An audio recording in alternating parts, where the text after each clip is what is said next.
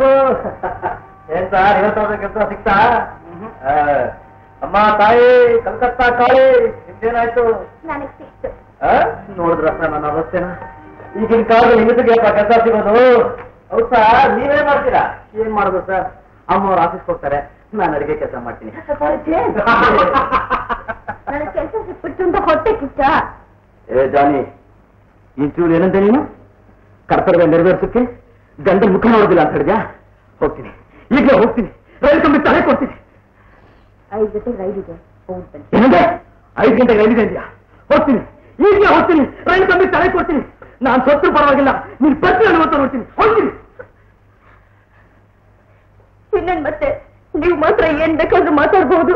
ನೋಡಿ, ನಿಮ್ಗೆ ಇಷ್ಟ ಇಲ್ಲ ಅಂದ್ರೆ ನಾಳೆ ನನಗೆ ಕೆಲ್ಸಕ್ಕೆ ಹೋಗಲ್ಲ. ಜಾನಿ, ಸಿಕ್ಕಿರೋ ಕೆಲಸ ಬಿಟ್ರೆ ನಮ್ ಗತಿ ಅಂತ ಜಾನಿ. ಬೇಡ ಜಾನಿ, ಏನಾದ್ರೂ ಆಗ್ಲಿ ನನಗೆ. ಜಾನಿ, ಐ ಆಮ್ ಸಾರಿ ಜಾನಿ, ಒಪ್ಪಿಕೋಬೇಡ ಜಾನಿ. ಏಯ್ ಏಯ್ ಬರೇ. ಅಲ್ಲಯ್ಯ, ಆಕೆ ನೀನ್ ಹೆಂಡತಿ, ಆಕೆ ಕಣ್ಣು ಒರೆಸಿ ಸಮಾಧಾನ ಮಾಡ್ತೀಯಲ್ಲ, ನಂತರ ಬಿದ್ದಾರಯ್ಯ.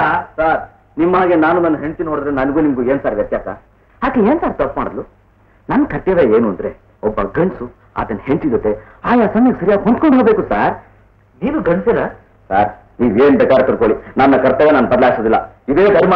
ಇದನ್ನ ತಪ್ಪಾಗಿ ತಿಳ್ಕೊಂಡ್ರೆ ನಿಮ್ಗೆ ಕರ್ಮ ಸರ್. ಕರ್ಮ ಕರ್ಮ ಕರ್ಮ.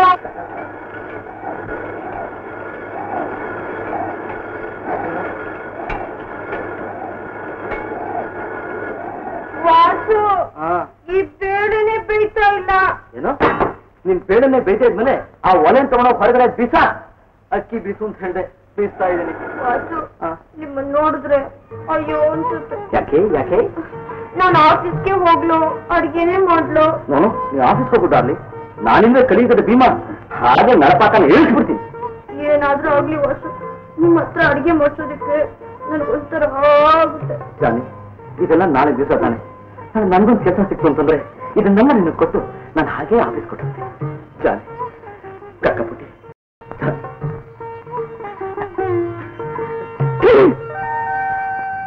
ಮೊದಲು ಅಡಿಗೆ ಮಾಡಿ ಒಂದು ಕಾಟನ್ ಹಾಕ್ಬೇಕು.